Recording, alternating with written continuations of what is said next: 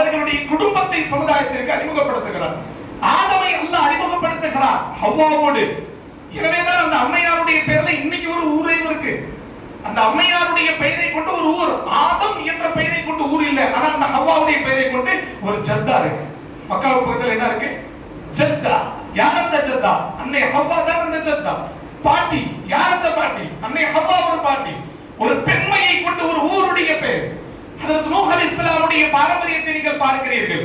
நூஹ் அலைஹிஸ்ஸலாமை நம்பாதவன் ஒருவன் வெளியே மலைக்கு மேலே அவன் அப்படியே நகர்ந்து விடுகிறார், ஈமானை விட்டு வெளியே, நூஹ் அலைஹிஸ்ஸலாமுடைய நுபுவத்தை விட்டு வெளியே.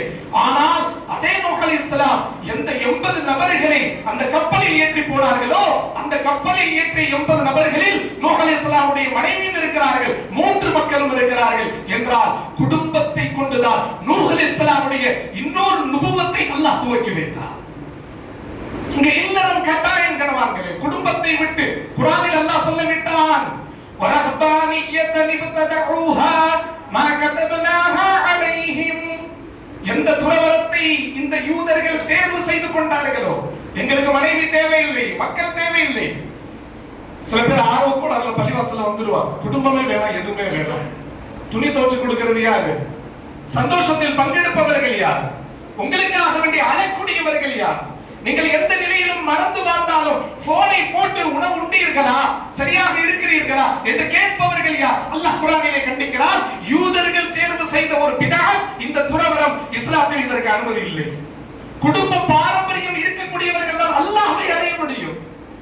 நீ தனி மனிதனாக இருந்து அல்லாஹ்வை அடைய முடியாது, மனைவி இல்லாமல் அல்லாஹ்வை அடைய முடியாது, மக்கள் இல்லாமல் அல்லாஹ்வை அடைய முடியாது, குடும்ப சகிதம் இல்லாமல் ஒரு மனிதன் மனிதனாகவே இருக்க முடியாது.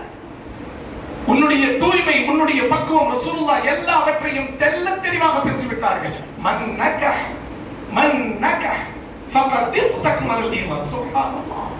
திர்மிதியினுடைய ரிவாயத், யார் திருமணம் செய்கிறார்களோ திருமணத்திற்கு பிறகுதான் அவர்கள் தன்னுடைய ஈமானை பரிபூர்ணமாக்கிக் கொண்டார்.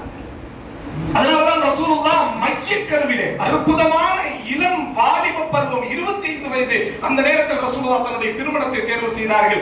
மனைவியாக வரக்கூடியவர்களுக்கு ரசூலுல்லாஹ் 3வது கணவர். ரசூலுல்லாஹ் அபூ இஹாலா முதல் கணவர் ஹஜ்ரத் கதீஜாவுக்கு, அபீக் 2வது கணவர் ஹஜ்ரத் கதீஜாவுக்கு, முஹம்மது ரசூலுல்லாஹ் ஸல்லல்லாஹு அலைஹி வஸல்லம் 2வது கணவர், 3வது கணவர் ஹஜ்ரத் கதீஜா.